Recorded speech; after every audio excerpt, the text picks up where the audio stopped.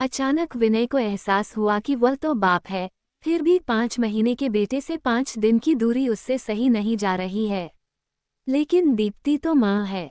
5 बरस जिस बेटे को उसने सीने से लगाकर पाला पोसा, उससे इतने महीनों वह किस तरह अलग रह पाई होगी। सचमुच वह कितना निर्दयी और छोटे दिल का है, जो एक मासूम को उसकी माँ से जुदा कर दिया। यदि दीप्ति नन्हे को लेकर हमेशा के लिए चली गई तो कैसे जी पाएगा वह अपने जान से प्यारे बेटे के बिना, और फिर दीप्ति कैसे जी रही होगी अब तक अंकुर के बिना। कितना दर्द सहा होगा उसने। विनय की आंखें भर आईं। आज दिन भर दुकान पर दीप्ति का मन उचाट सा रहा। दिमाग में उथल पुथल मची रही। सुबह घर से निकलते समय ही मांझी यानी दीप्ति की सास ने धीमे स्वर में कह दिया था कि बेटी शाम को जल्दी घर आ जाना, और उनके जल्दी घर आ जाने का अर्थ वह भली भांति समझती थी। इसलिए अनमनी सी रही वह दिन भर। बगल वाली बेला ने भी उसे 2-3 बार टोका, क्या बात है दीप्ति, आज इतनी उदास क्यों लग रही हो। दीप्ति मुस्कुरा भर दी। 5 बजे बेला और सामने वाली प्रज्ञा को दुकान का ख्याल रखने का कहकर घर चली गई। जाते ही अंकुर उसके पैरों से लिपट गया। मांझी ने उसे चाय दी और तैयार होने को कहा। चाय पीकर दीप्ति ने हाथ मुंह धोया और कपड़े बदल तैयार हो गई। मांझी ने जबरदस्ती उसके गले में चेन पहना दी और माथे पर बिंदी लगा दी। नियत समय पर विनय और उसके माता पिता दीप्ति को देखने आ गए। दीप्ति को तो वे लोग फोटो देखकर ही पसंद कर चुके थे। आज तो एक तरह से बात पक्की कर विवाह का मुहूर्त निकालने आए थे। विनय की माताजी ने शगुन देकर दीप्ति को एक तरह से अपनी बहू बना लिया। दीप्ति की आंखें भर आईं। ठीक इसी तरह एक दिन मांझी ने शगुन देकर दीपक के लिए उसे स्वीकारा था।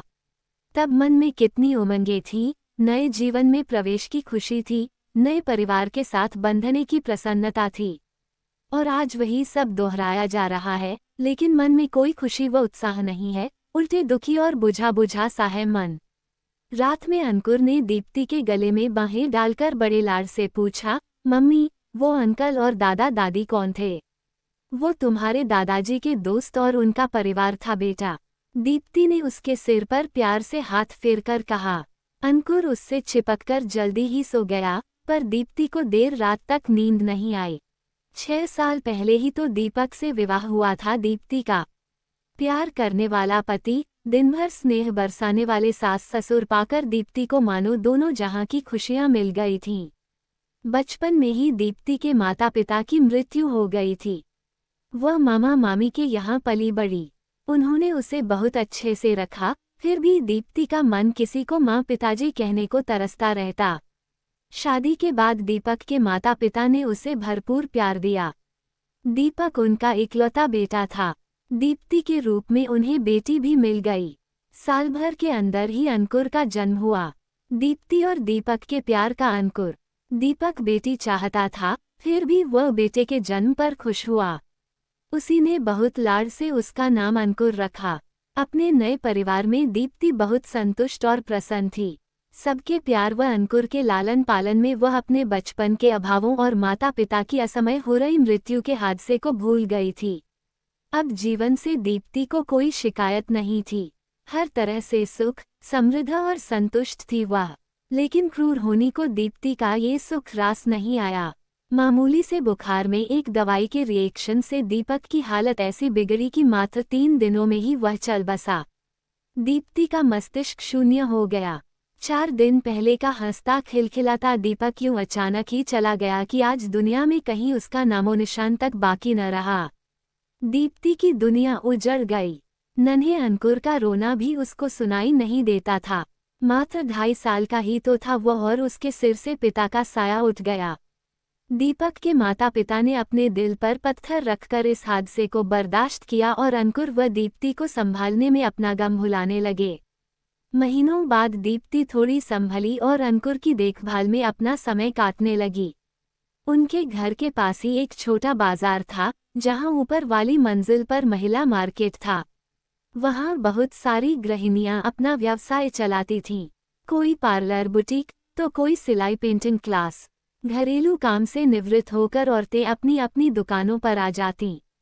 सब सहेलियां बैठी रहती, आपस में दुख सुख भी बांट लेती और कुछ रचनात्मक काम भी हो जाता। दीप्ति के ससुर जी ने भी उसे वहां एक दुकान दिलवा दी। दीप्ति नियम से अंकुर को स्कूल भेजकर दुकान पर आ जाती। दिन भर ग्राहकों में और आसपास की औरतों से बातें करने में बीत जाता। बेला और प्रज्ञा से तो उसकी अच्छी घनिष्ठता हो गई थी। अब वो फिर से सामान्य होने लगी थी, लेकिन माँ और पिताजी को उसके भविष्य की चिंता सताने लगी थी। वे उसके पुनर्विवाह के लिए लड़का ढूंढने लगे। उनकी चिंता भी स्वाभाविक ही थी, क्योंकि वह मात्र 26 साल की ही तो थी अभी। पहाड़ सी जिंदगी वह अकेले कैसे काटती।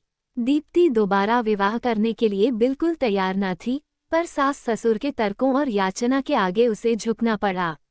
2-4 जगह खोज खबर के बाद उन्हें विनय और उसका परिवार बहुत अच्छा लगा। सारी बातें तय हो गईं। विवाह की तिथि पक्की हो गई। तब एक दिन माँ ने बताया कि विनय अंकुर को अपनाने को तैयार नहीं है। दीप्ति पर तो मानो वज्रपात ही हो गया। उस मासूम से तो पिता का प्यार छीन ही लिया किस्मत ने, अब माँ भी छिन जाएगी। माँ, मैं यह विवाह नहीं करूंगी। मैं अंकुर से अलग नहीं रह सकती। विनय से कहिए अगर मुझसे विवाह करना है तो मेरे अंकुर को भी अपनाना पड़ेगा, वरना इस रिश्ते में मुझे कोई दिलचस्पी नहीं है। दीप्ति ने साफ सपाट शब्दों में कह दिया। ऐसा मत बोल बेटी, हम हैं न अंकुर के साथ।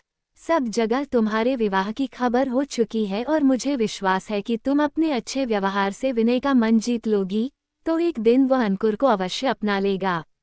तब अंकुर को माँ पिता दोनों मिल जाएंगे। माँ ने दीप्ति को समझाया। बेबस दीप्ति माँ के तर्कों के आगे हार गई और उनके गले लगकर रो दी। अंकुर के बारे में सोचकर उसका कलेजा मुंह को आने लगा। 15 दिन बाद ही एक सादे समारोह में दीप्ति और विनय का विवाह हो गया। कुछ दिन विनय के माता पिता दोनों के साथ रहे, फिर वापस दिल्ली चले गए। दीप्ति नए घर, नए परिवेश और नए रिश्ते में अपने आप को ढालने का प्रयत्न करने लगी। विनय बहुत समझदार, प्यार करने वाला और ध्यान रखने वाला जीवन साथी था। दीप्ति बहुत खुश थी, बस यही बात रह रहकर उसे कचोटती रहती थी कि काश विनय उसकी ममता की तड़प को भी समझ पाता और अंकुर को भी अपना लेता।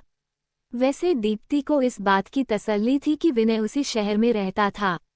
उसके ऑफिस जाते ही घर के काम करके वो अपनी दुकान पर चली जाती। स्कूल से अंकुर को भी पिताजी दीप्ति के पास छोड़ जाते।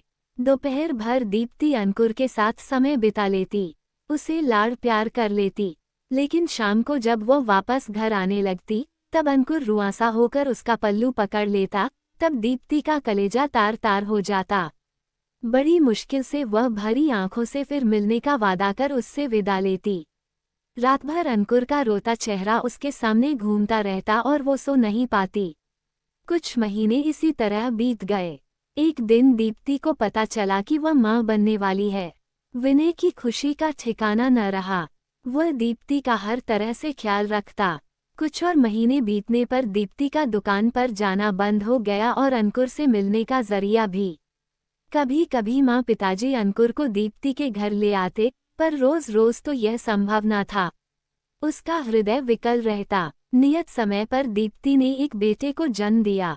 इस समय विनय के माता पिता उसके पास आ गए। जब नन्हा 3 महीने का हो गया तो वे लोग वापस चले गए। अब दीप्ति दिन भर नन्हे के देखभाल में लगी रहती। नन्हे की देखभाल के दौरान उसे हर पल अंकुर का लालन पालन याद आता और वह तड़प उठती। वह दोपहर में अक्सर नन्हे को सीने से लगाकर अंकुर की याद में रोती रहती। उसके मन में अंकुर के बचपन की स्मृतियां सजीव हो जातीं। वो उसकी मासूमियत भरी बातें सुनने को तरस जाती। जीवन साथी मिलने और दोबारा मां बनने के बावजूद वो अधूरी थी। विनय ऑफिस से आकर घंटों नन्हे के साथ खेलता रहता।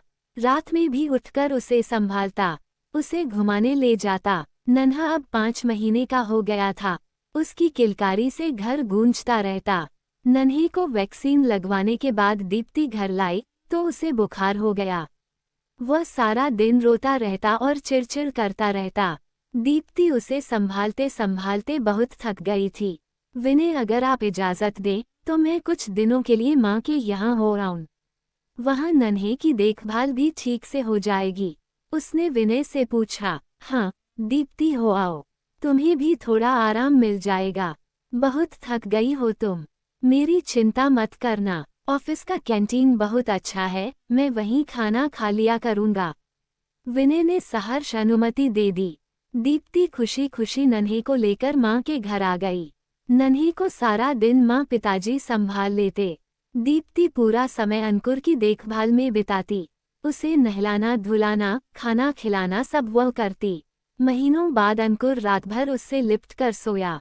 वो उसे नई नई कहानियां सुनाती। दीप्ति बहुत खुश थी और उसकी ममता भी पूर्ण रूप से संतुष्ट थी। दीप्ति के जाने के बाद विनय जब शाम को घर आता तो घर उसे काटने को दौड़ने लगता। उसे दीप्ति और नन्हे की बहुत याद आ रही थी। देर रात तक वह टीवी देखकर मन बहलाता रहता। रात में सोता तो उसे नींद में भी लगता कि जैसे नन्हा रो रहा है या कुनमुना रहा है और वह चौंक कर जाग जाता। उसे न घर में न ही ऑफिस में चैन आ रहा था। ऑफिस में उसका मन काम में नहीं लगता और घर का सन्नाटा उसे खल रहा था। अचानक विनय को एहसास हुआ कि वह तो बाप है, फिर भी 5 महीने के बेटे से 5 दिन की दूरी उससे सही नहीं जा रही है। लेकिन दीप्ति तो माँ है। 5 बरस जिस बेटे को उसने सीने से लगाकर पाला पोसा, उससे इतने महीनों वह किस तरह अलग रह पाई होगी। सचमुच वह कितना निर्दयी और छोटे दिल का है, जो एक मासूम को उसकी माँ से जुदा कर दिया। यदि दीप्ति नन्हे को लेकर हमेशा के लिए चली गई तो कैसे जी पाएगा वह अपने जान से प्यारे बेटे के बिना, और फिर दीप्ति कैसे जी रही होगी अब तक अंकुर के बिना। कितना दर्द सहा होगा उसने। विनय की आंखें भर आईं। वह दीप्ति को अपना मान सकता है तो उससे उत्पन्न अंश को अपना क्यों नहीं मान सकता। कैसे वह इतना छोटे मन का स्वार्थी हो गया। उसे पश्चाताप होने लगा। अगले ही दिन विनय दीप्ति के घर जा पहुंचा। नन्ही को गोद में लिए दीप्ति अंकुर को मान मनोहार करके खाना खिला रही थी। उसके चेहरे पर ममत्व की एक अलग ही चमक झिलमिला रही थी। विनय ने उसे इतना प्रसन्न कभी नहीं देखा था। वह मुग्ध होकर दीप्ति को देखता ही रह गया। आज तक उसने एक माँ से यह गौरवमय आंतरिक प्रसन्नता छीन रखी थी। वह ग्लानि से भर उठा। विनय पर नजर पड़ते ही दीप्ति का चेहरा बुझ सा गया और अंकुर ने भी सहमकर उसका आंचल पकड़ लिया। विनय ने मुस्कुराकर अंकुर के सिर पर हाथ फेरा तो वह दीप्ति से सटकर खड़ा हो गया। तुम्हारे बिना घर बहुत सूना सूना लग रहा है। अब तो नन्हे की तबीयत भी ठीक है, चलो घर चलें। विनय ने दीप्ति से कहा। आप माँ को ले जा रहे हैं? अंकुर की आंखों में आंसू भर आए। केवल माँ को ही नहीं बेटा, आपको भी घर ले जाने आया हूँ। अब से आप भी माँ के साथ ही रहेंगे, विनय ने प्यार से कहा। सच अंकल? अंकुर प्रसन्न हो गया। अंकल नहीं, पापा बोलो बेटा, मैं तुम्हारा पापा हूँ, विनय ने उसे गोद में उठाकर प्यार से कहा। दीप्ति आश्चर्य से विनय की ओर देख रही थी। मुझे माफ कर दो दीप्ति, मैं बहुत स्वार्थी था। आज तक मैंने माँ बच्चे को एक दूसरे से अलग रखा। मैं तुम्हारा अपराधी हूँ। नन्हे से अलग होकर मुझे अपने बच्चे से दूर रहने के दर्द का एहसास हुआ। मैं अपने दोनों बेटों को घर ले जाना चाहता हूँ। नन्हे के बिना मैं 4 रात नहीं रह सका, तुम अंकुर के बिना साल भर तक कैसे रह पाई होगी। बस अब तुम्हें और तकलीफ नहीं दूंगा। विनय के स्वर में क्षमा याचना थी। दीप्ति इस अप्रत्याशित खुशी को पाकर रो ही पड़ी। मैंने कहा था ना बेटी, एक दिन सब ठीक हो जाएगा, माँ और पिताजी कमरे में आते हुए बोले। अंकुर विनय के गले से लिपट गया। नन्ही को सीने से लगाए दीप्ति ये दृश्य देखकर भावविभोर हो गई। आज उसे लग रहा था उसका परिवार पूरा हो गया।